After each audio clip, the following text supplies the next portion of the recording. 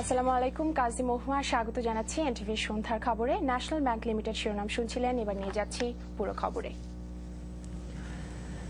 অবশেষে বিশ্বমন্দার প্রভাব থেকে স্থানীয় শিল্প খাতকে সুরক্ষা দিতে বিশেষ সহায়তা প্যাকেজ ঘোষণা করল সরকার। এর আওতায় পাট ও চামড়া সহ কয়েকটি খাতে নগদ সহায়তা শতকরা 2.5% বাড়ানো হয়েছে। তবে দেশের প্রধান রপ্তানি খাত তৈরি পোশাককে এই নগদ সহায়তার বাইরে রাখা হয়েছে। সব মিলিয়ে এজন্য সরকারের অতিরিক্ত ব্যয় করতে হবে প্রায় 3.5 কোটি টাকা। আজ সচিবালয়ে এই প্যাকেজের খুঁটিনাটি তুলে ধরেন অর্থমন্ত্রী আবুল মাল আব্দুল মুহিত। বিস্তারিত জানাচ্ছেন জুলফিকার আলী।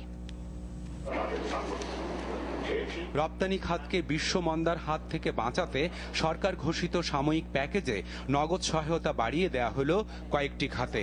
ফলে পাটজাত, চামড়া ও চামড়াজাত এবং হিমায়িত মাছের উপর দেয়া সরকারি নগদ সহায়তা আগের চেয়ে বাড়ল শতকরা 2.5%।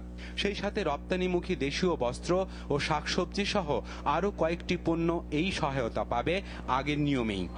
তবে দেশের প্রধান রপ্তানি খাত তৈরি পোশাককে রাখা হলো এর বাইরে।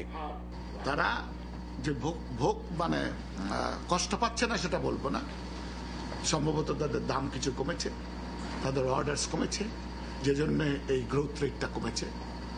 কিন্তু বর্তমানে আমরা দেখছি যে এই জুন পর্যন্ত তো আমরা জানি কি অবস্থা হচ্ছে, এন্ড সেখানে এই ক্যাশ অ্যাসিস্ট্যান্স এখনো জাস্টিফাই করে না। নগদ সহায়তা ছাড়া মন্দার কারণে ক্ষতিগ্রস্ত হওয়া শিল্প মালিকরা এককালীন কোনো টাকা না দিয়েই খেলাপি ঋণ নবায়ন করতে পারবেন। একই সাথে বাণিজ্যিক ব্যাংকগুলো শতকরা 13% বেশি সুদ আদায় করতে পারবে না রপ্তানিকারকদের কাছ থেকে। পাশাপাশি কমিয়ে আনা হবে ব্যাংকের নানা চার্জও। তবে রপ্তানিকারকদের আয় বাড়াতে মার্কিন ডলারের বিপরীতে টাকার মান কমানোর কোনো সম্ভাবনাই আপাতত নেই। যে 75 টাকা করি, কম্পিটিটিভনেস বাড়বে বললে বাই 0.17%। আমি এই 0.17% রপ্তানি আরিমদের জন্য সুযোগ দিতে গিয়ে আমি ইম্পোর্ট কস্ট বাড়িয়ে দেবো, আমার ইন্টারমিডিয়েট কস্ট বাড়িয়ে দেবো, লাইট ইনগ্রেডিয়েন্ট যে ম্যাটেরিয়ালস গুলি আছে সেগুলো সবগুলি দাম বাড়িয়ে দেবো। আমরা কি একটা সুযোগ দেবো না ওদেরকে? প্লাস এটা প্রাইস ডিক্রিজ একটা বেনিফিট আমরা মানুষকে দেবো না? তবে কর সংক্রান্ত নানা সুবিধাও পাবেন রপ্তানিকারকরা। যেমন ভ্যাটের হার কমিয়ে দিয়ে কিস্তিতে আয়কর দেয়ার বিধান চালু করা হবে। অবশ্য ঢালাওভাবে কর অবকাশের সুযোগ আর থাকছে না। বড় শিল্পের পাশাপাশি এই প্যাকেজে ক্ষুদ্র ও মাঝারি শিল্প এবং কৃষি খাতেও ব্যাপক হারে ব্যাংক ঋণ দেয়া হবে। একই সাথে বাড়ানো হবে সামাজিক নিরাপত্তামূলক কর্মসূচিও। আর বড় চাষিদের জন্যও রয়েছে বিশেষ ব্যবস্থা। এই ধানের দাম আমরা একটা মূল্য ঘোষণা করব, আমি আশা করছি উইদিন দিস উইক ও ঘোষণা করব। যদিও প্রকিউরমেন্ট আরো কিছুদিন পরে শুরু হবে এবং প্রকিউরমেন্ট করার জন্য আমরা প্রস্তুত আছি। আমরা মনে করি যে আমাদের লার্জেস্ট প্রকিউরমেন্ট বোরো ধানেই করতে হবে। সব মিলিয়ে এই সহায়তা প্যাকেজে সরকারের অতিরিক্ত ব্যয় হবে 3.5 কোটি টাকা। তবে জ্বালানি তেল ও সারের দাম বিশ্ববাজারে বেশ পড়ে যাওয়ায় সাশ্রয় হবে অনেক টাকা। তাই সরকারের আয় ব্যয়ের ঘাটতি শতকরা 5% নিচে থাকবে বলেই আশা অর্থমন্ত্রীর। Zulfiqar Ali, NTV news, Dhaka. সরকারের সহায়তা প্যাকেজে দেশের সবচাইতে বড় রপ্তানি খাত তৈরি পোশাকে 1 টাকাও বরাদ্দ না থাকায় চরম হতাশা প্রকাশ করেছেন শিল্প মালিকরা। তারা বলছেন সরকার পোশাক খাতকে চরম উপেক্ষা করেছে। বিকেলে পৃথক সংবাদ সম্মেলনে ওভেন ও নিট পোশাকের 2 সংগঠন বিজিএমইএ ও বিকেএমইএ এই প্রতিক্রিয়া জানিয়েছেন। আহরার হোসেনের রিপোর্ট। এখন পর্যন্ত অর্থবছরের সার্বিক রপ্তানিতে তৈরি পোশাকে কিছু প্রবৃদ্ধি থাকলেও সবশেষ জানুয়ারি থেকে মার্চ পর্যন্ত প্রবৃদ্ধি নেতিবাচক।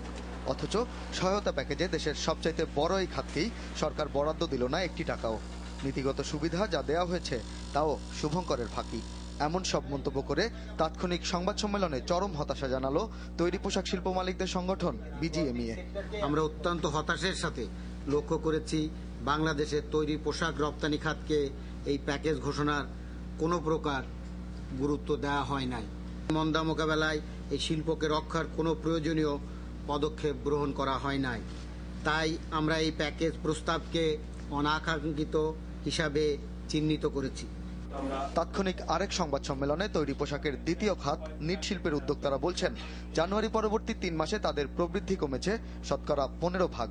সার্বিক রপ্তানি কমেছে $45 কোটি।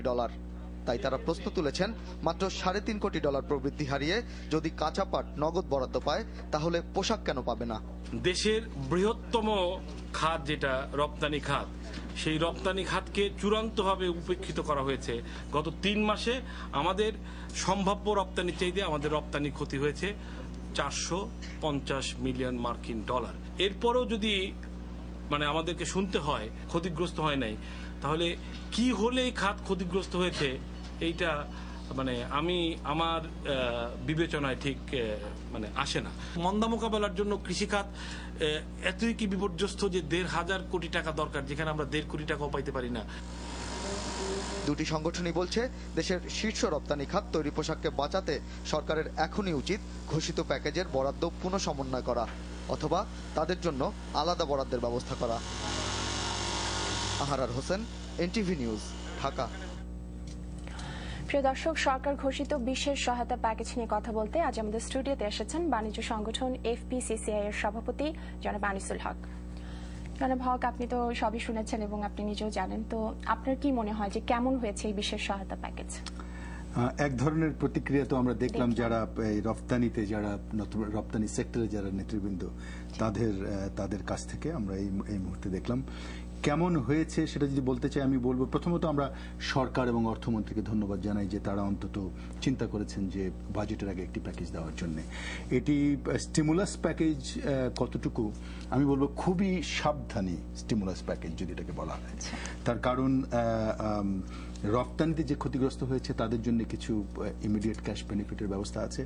অন্য যে সেক্টরগুলোকে কভার করা হয়েছে, যেমন এক্সপোর্ট সেক্টর, কৃষি সেক্টর, বিদ্যুতের জন্য 600 কোটি টাকা, তারপরে কৃষি ঋণের জন্য 1500 প্লাস 600 কোটি টাকা এবং সেফটি নেটের জন্য প্রায় 374 কোটি টাকার মতো।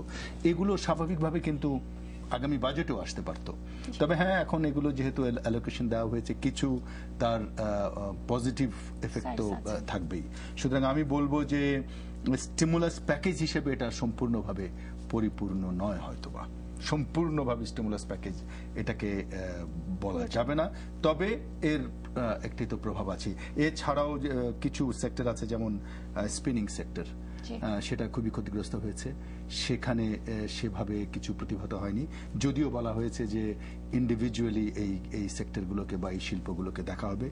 অনেকগুলো ফিসকাল পলিসি সাপোর্টের কথা বলা হয়েছে, তার মধ্যে বেশ কিছু এখনো ডিসিশন নেওয়া হয়নি। যেমন আজকে একটি ভালো ডিসিশন নেওয়া হয়েছে, বাংলাদেশ ব্যাংক লিখেছেন যে 13% করা হবে। সুতরাং সব মিলে খুব সাবধানী একটি প্যাকেজ দেওয়া হয়েছে। তো সরকার যেমনটি বলছে যে সরকারের পক্ষে যতটুকু সম্ভব ছিল সরকার করেছে, তো আপনার কি মনে হয় যে এর বাইরেও সরকার কিছু করতে পারতো বা করার ছিল?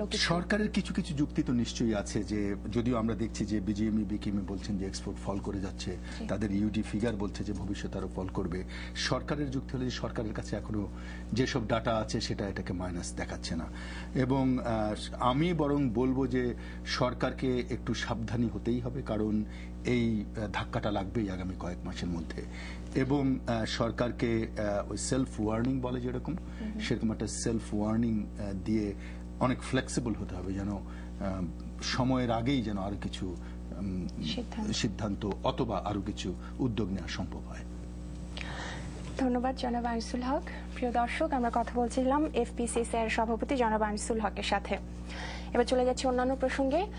জঙ্গিরা প্রধানমন্ত্রী শেখ হাসিনাকে হত্যার ষড়যন্ত্র করছে, মার্কিন যুক্তরাষ্ট্র এবং ভারতীয় গোয়েন্দা সংস্থার এই খবরের পরিপ্রেক্ষিতে বাণিজ্যমন্ত্রী জানিয়েছেন তার নিরাপত্তায় প্রয়োজনীয় ব্যবস্থা নিয়েছে সরকার। আর প্রধানমন্ত্রীর ছেলে জয় বলেছেন, স্বাধীনতা বিরোধীরা যতদিন থাকবে ততদিন শেখ হাসিনার নিরাপত্তা হুমকি থাকা অস্বাভাবিক নয়। আহমেদ পিপুলের রিপোর্ট।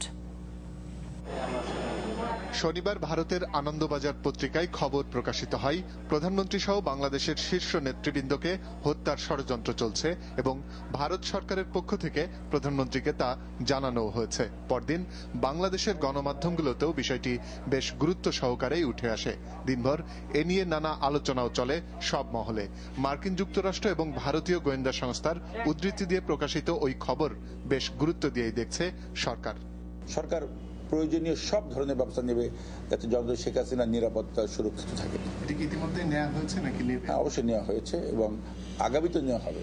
এবং সেই সাথে এই ধরনের ঘটনা যাতে আগামীতে না ঘটে, তার জন্য যেসব